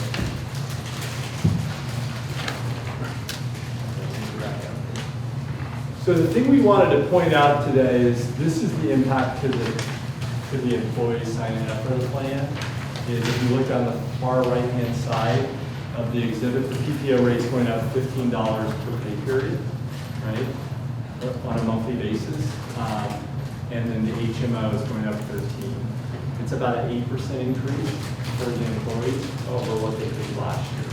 So, and as we've discussed, we're in a transition period. We're kind of cleaning up a mess from the prior $3 million mistake, and we're trying to make sure that we have good governance in place to make sure that it's affordable for our employees, but also from a governance standpoint, the board that runs the plan and the leadership team here at the school that runs it, that we're set very well.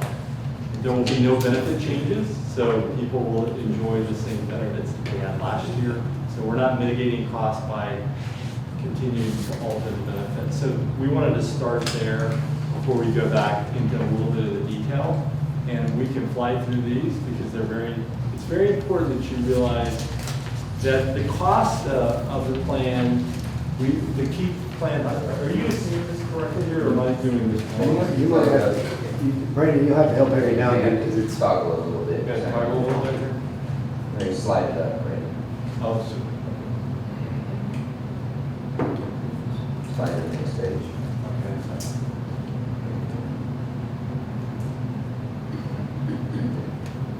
See if I can- Yeah. All right, so we'll give you a little plan highlights here. We kind of wanted to go through past performance and highlights and key drivers.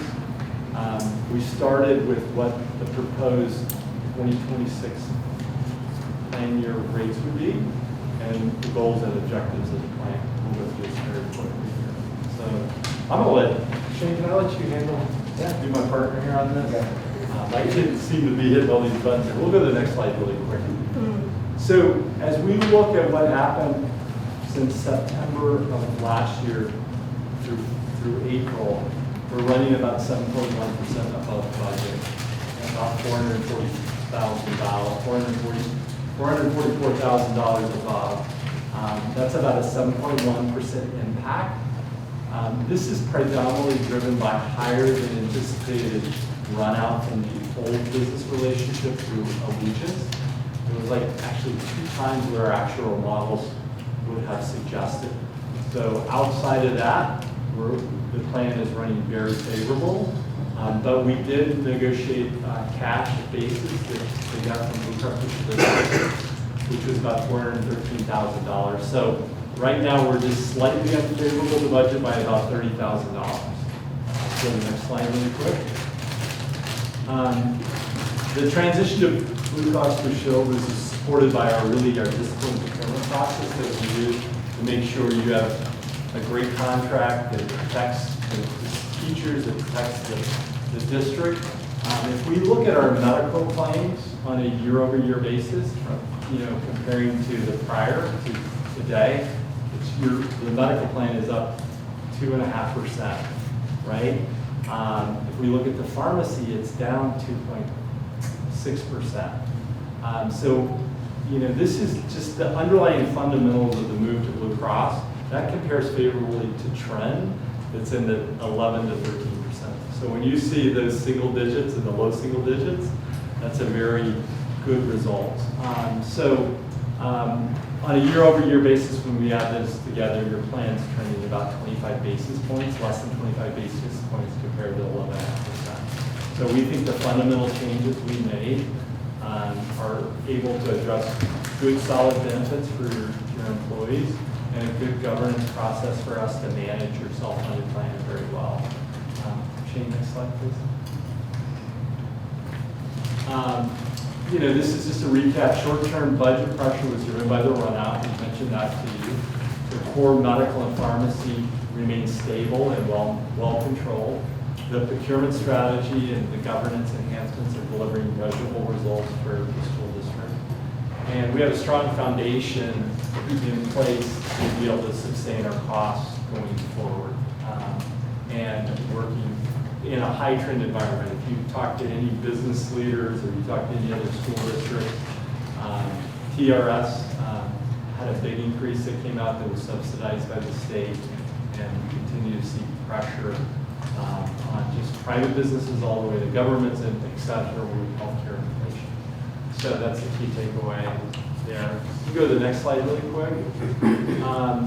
The budget is increasing on a gross basis. This is the total plan cost before employee contributions, okay? That's going up 8.8%, roughly $745,000. The net cost, that's really what the district pays, right? Because every month the people that sign up for the plan, we take a small portion out of their paychecks. And so that takes the increase down to about $470,000. It moderates that.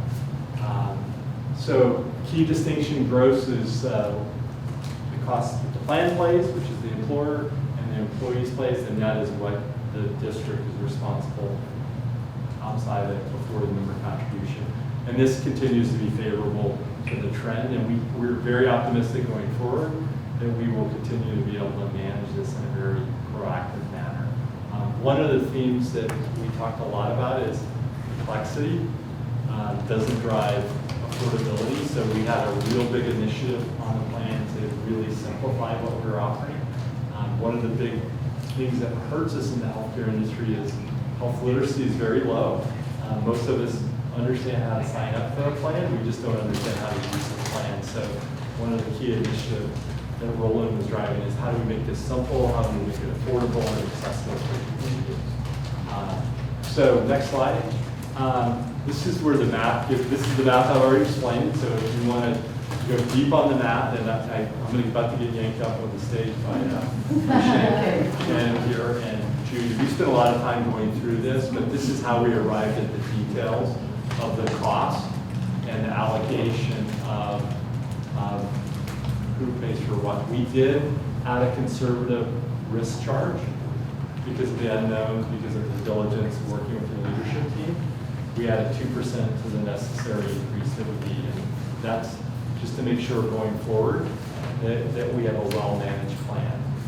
Any questions? You can go to the next slide. That's really the prepared remarks that I have. I have one question.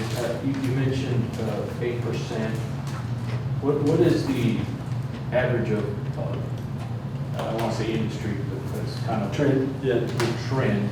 Yeah, so medical trend's running about 10%, and then pharmacy trend is about 13%, and there's a blend of about 70% medical and 30%, so to arrive at the ratio of 11.5%.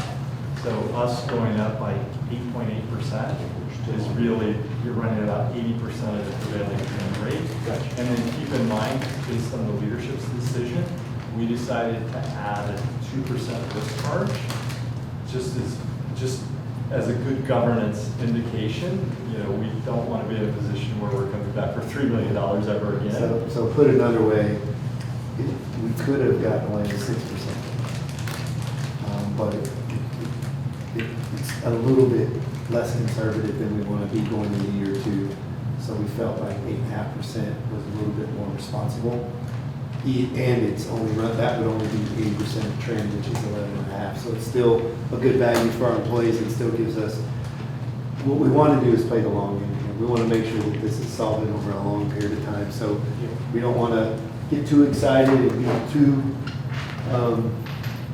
take too many risks early. Let's manage it. Let's get some consistency. You brought up the cleanup part of it as well, so we're trying to clean that up. That's right. And get into, Right. but where you wouldn't tax them That's right. too much all at once. Correct. And we're going to invest about $550,000 on the district side to reduce the burden on our employees, which is reflected in the premium increases that Jim mentioned earlier. And the leading indicators from the move to Blue Cross Blue Shield, as I mentioned earlier, medical going up below 3%, pharmacies negative. We want to look at that over a longer duration of time, but we're really optimistic about the move that we've made, and hopefully we can come back and invest some of these healthcare dollars back into, helping you guys run the district, Yeah. otherwise looking at wages. We had a recent conversation with our county superintendents in the last month about this very issue, and I heard things from 47% premium increases in some districts, and the average was probably in the 18 to 24%. So folks are really wondering why ours is 8%. So much so that I forwarded a contact from Alamo Heights to Shannon today. Folks are wanting to know, how are you guys managing this? And what's your partner's role internally? What's the effort that's going on? And one thing that is being presented is very unique in my conversations is Shannon's expertise and attention on a daily basis in partnership with the team at Holmes Murphy. They meet every single week. I meet bi-weekly with it. Shannon's connected every week, if not more frequently, looking at the same data, looking at the same performance, asking the same questions, holding everybody to account and making sure that ultimately the plan performs and that our employees benefits program is protected. And that's unique in a school district, that investment and that expertise. And so I definitely want to call that out and name it publicly for the board.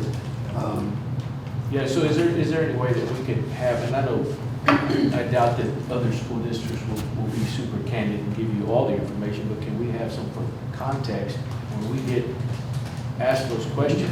Why in the world is going up 8%? Well, we can share, yeah, you know what, but other districts here, they might be going up 15, 20, 25%. Yeah. So it might make the employee- We could get some comparisons from districts who will give us their premiums for next year. We can put that together on a one-pager so you guys at least have that for a reference. Sure. From those that'll give it to us, we generally put Is that that something together. that they don't want to share? Some do and some don't. Because they might lose teachers to others. That's what. It's a big reason why folks may make decisions about employment, for sure. Yeah. So we have some partners that we openly share back and forth with, and so I can't guarantee we can get them all. No, We'll get a few for yeah, I was gonna context. say. And TRS, we can get premiums Yeah. from TRS, even though the state subsidized it, it's still trending, I think, a little more of an increase than even ours, and no employer or school district has control over any of those benefits. Right. I heard it described as hopeless and helpless. Hopeless and helpless? There are people that are still on 3 and I thought you all for managing this and aggressively having government process around it. It's a pleasure to work with your team here. So we're going from Allegiance to Blue Cross Blue Shield?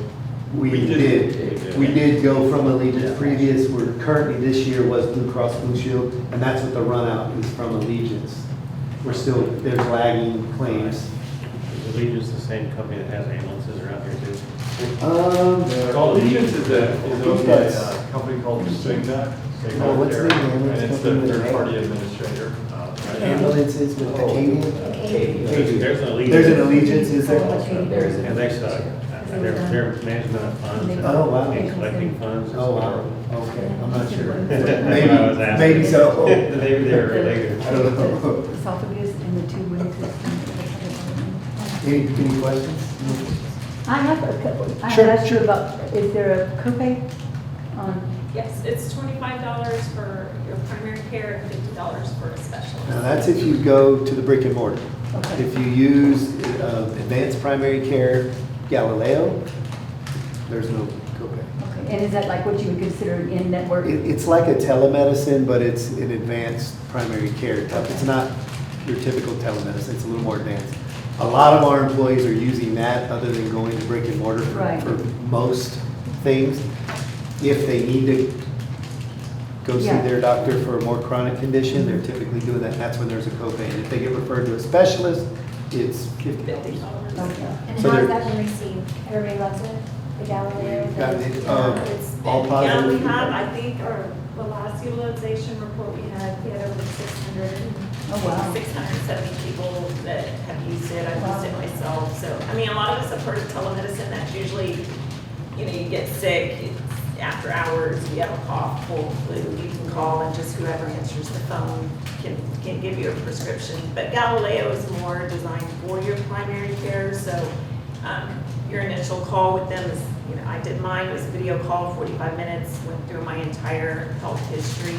They ordered all of my preventive, age-appropriate testing that I needed, you know, for my age, and if you have any sort of symptoms or conditions, they can prescribe those medications for you. So it's much more than like, you know, the regular telehealth that most people That's are my next used to. question about if it carries over with the recitation. So that makes sense, that is your primary. Yes, and you can interact through the app. It's really nice, and they'll follow up with you too. You know, most doctors, they say, okay, you need to go get this testing done. Well, if you don't do it, that's just the end of the conversation. But And they Galileo also, is they also right. go over the blood work after you. Yeah, so they refer you to get your blood work, they get the results, they set up a call, they go over that with you. If they send you out for like imaging or something and you don't do it, they're like, hey, are you gonna be doing this? So they kind of follow up with you as well. We'll follow up, hey, how'd the medication, did it work for you, you feeling better? Oh, yeah, so it's more like primary care, and it's 24/7, It's easily 365. accessible, it's easier to Easier. access. You don't have to versus- physically get an appointment, Right. physically go there. Yeah, you worked all day, you still feel kind of crappy, Well, you need to see somebody, and you can't, you don't have to worry about just work the next And day. it's, that's a very good point, because it's 24/7. So while everybody left their, you know, old clinic that we had, the hours were limited. And so, and some people wanted that incentive for attendance. And they're like, well, how can I get my attendance incentive and go to the doctor at the same time? So, and I think maybe 50% of the appointments happen after working hours. So weekends and working hours. And the teachers in the classroom. And they're not having to take off work. Yes, I love it. I love it. What was the copay out of it? I can't read this here. What is $25 for $25. primary care and $50 for a specialist. for specialists? When you meet your deductible, what does it say? 20% co-insurance. 20% once you meet your deductible, okay? What is, the medication, what is your, Pharmacy is it's probably on here, I can't read it, Yep. because I can't see. It's, let's see, the last. Yeah, I can't So see. generics are $0. $0, And brand specialty is $250. same how much? $250. If And it's a $0 special- for retail and mail order. I ain't paying nothing. Yeah, me either. Okay, and then, you said after, once you meet your deductible and it's 20%, that's what you said? Yes. Okay, yeah, it's probably on here, I just can't read that small writing. Yeah. Mhm. Send it out. Can't read small writing. Presentation. Always, small writing always help. It's bad lighting in here too, I'm having the same problem. Yeah, that small print's over. gonna Yeah, get you. that Gonna small get print will get me So sometimes. take a picture of it later, and you can mark it. Come on. you. See, I got you. We need the big letters. Like this size. Okay, yeah, I gotta make mine big. Everybody doesn't want All right. Thanks a lot, oh, that's all I have. Yep. thanks, sir. Thank you very much. Appreciate it. Thank you. Yeah. Okay, and next item is 5.8, discussion of Region 20 commitment. Yeah, trustees, we will bring this to you every year. Our staff has had an opportunity across departments to review all of the previous commitments for support and services from Region 20, and has indicated those that we want to continue committing to contracting with Region 24. And so you'll see those listed. It's about $470,000 contract essentially for services With Region 20, the lion's share, that is for Ascender, just under $236,000. And then the other is for our curriculum resources, TCMP. And then lastly, are for educational services, $67,000. So the majority of this is directly related to teaching, learning, and for business and student information systems to operate our district. So that's what we, it's very consistent with what we utilize from Region 20 each and every year. And so that's what we'll be bringing next week for your consideration and possible approval. And I just have a quick question. Mhm. I know that y'all would have said something if there was any issues, but I know right at first we had issues with the sender Oh, yeah. being usable. How has that been in the last couple That's of years? a fantastic question. So it's gotten better. So they've done some things on the programming side that have been better, that have gotten better. Our technical support for Region 13, specifically Michael Neighbor, has been phenomenal. He's available 24/7, and he helps us find solutions to work around some of the limitations in the software that have enabled us to execute with the software. In fact, we were exploring the possibility of making a transition, and I think our folks felt like we hope we don't do that. Yeah. But we also have heard that the Texas Computer Cooperative that is responsible for this, so Region 20 is the chair of the TCC. The TCC is representatives from all service centers across Texas. That committee is a business entity themselves, and they have invested in the center. And there's about 800 districts in Texas that use the center. So the Texas Education Agency made a big investment a couple years ago that helped improve it. But it sounds like the TCC is going to make some even bigger investments to sustain it and continue to improve it going forward. If that's the case, it's going to continue to serve us well and better in the future. But even in its current condition, with that technical support from Region 13, it's working both on the student and business information side. And we've leveled up in our own internal capacity with Allison and Kathy Cook joining the team over there. They've done a great job on the student side with the sender as well. So I think all in all, it's not perfect. I would say maybe perfectly imperfect. Absent the technical support, we'd probably be drowning. But The support we get from Region 13, you can't even put a dollar amount on it because they call us back right away. I can get a hold of Michael Neighbor Saturday, Sunday, any time of the night. If there's an issue, they are ours. she goes to bed about 7:30, so it's not that late. But he does answer. So yeah. I mean, they do provide a great product. That's okay, you beat Ginger by 30 minutes. At 8 o'clock, her phone is do not disturb. Yes, ma'am. No, I just wondered, because I know that you all had some issues, a lot of bugs and Yeah. stuff like that, but now at this point in time, for the money that we're paying, we're not having the issues that we had. And the money we're paying, just to be honest, so it's $236,000. If we would switch to a private sector Yeah. information system, it's probably in the $600,000 or $700,000 range. So it's a great value. Right. It just needs to work. Yeah. So to more specifically answer your question, for trustees that weren't on the board at the time, or year one, we missed payroll Yeah. by a day.